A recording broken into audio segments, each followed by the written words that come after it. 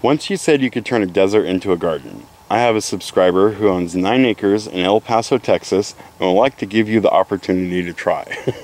They said that they will pay your everything, fees, tickets, housing.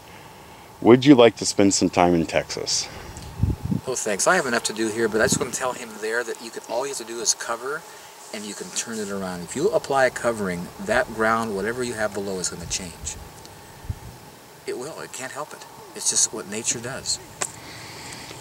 And I'm sure he can, but would you mind if he called you from time to time and picked your brain on? He's welcome to call me anytime. I'd be glad to mentor him and help him and walk him through it.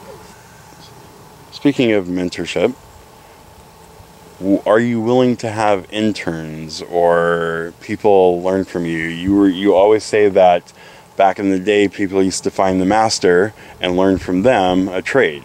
People want to learn this trade from you. Yeah, and people are welcome to come. I love it. People come here all the time and spend a day or two, and they help me do stuff. And it's just fun for all of us, and they get a lot. And people are always welcome. But if somebody local was, say, they wanted to come out here 4 hours a day, every day, and for, say, a month or two, and just really absorb you and what you're doing and help you with all of this, is that something you would be open to? Well, it'd be hard to find something to do for 4 hours a day because it's so easy, and it's just I mow my grass and stuff. It's just when you see how simple it is, there's just not a lot that I have to you have to learn because it's just so basic. This is what I so love about it. It's not I can tell you everything I know in an hour because it's just that simple. Because it's just easy. It's not all these steps. This is something that really got my attention. A young family couple. Who moved from Bellevue to Quilcene to buy a property to get off some land because they felt like I needed to. Been coming here for several months now, getting my food, and they're growing stuff, and they're really amazed at how well it's doing. So they went on a tour to an organic farm in Quilcene, and they came here in utter shock. It says, we just came back from the tour on this organic farm, and we were blown away at how hard and nasty the ground looked, and how small and funky and poor all the plants were. Because we thought this is what organic farms look like. We thought this is the standard. This is how it is. But it's not. We were blown away. And I says, I hope you get it. This is simple. This is easy. And so many people work so hard to fail. It's pathetic. Now, I think I actually met that couple before outside of here. And I think you did, yeah. I think they mentioned and Devin. Mm-hmm. She's Chinese. And I think they mentioned that you went out to their property and looked around with them for maybe an hour or so and kind of gave them some tips and hints and stuff like that. Is that something that you're willing to do if somebody is local enough gladly. that... Yeah.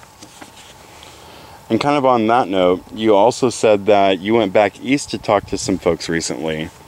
If a group wanted you to come speak, how would they go about making that happen? That's hard to do. This guy was tenacious. I said I wouldn't do it. He got a hold of my wife and my son, and my family made me do it. My son went with me. But I'm telling you, that's not something I do. But it was wonderful. I'm glad I did it. When I came home, I had 4.5-foot dandelions in my orchard, and it was because I was gone for 10 days. So I'm just telling you, I need to be here because this place needs attention, and in the spring stuff grows. And I know that there's a lot of prepper groups out there that there'll be like an expo in almost every state, really. We just recently had one the beginning of October in Seattle. And I'm sure that some of those groups wouldn't mind having you come out and speak to 1,000 people about what you do here. Here's a challenge I have. I don't walk well, and it's hard to go places. And what I'm finding is that if I go to a sterile place and try to explain what I'm doing here, people don't get it. But if people come to my place and walk on this place and see and taste, they get it. So it's really more effective for me to be here and demonstrate it at this level than to go there with nothing tangible. I'm just being real.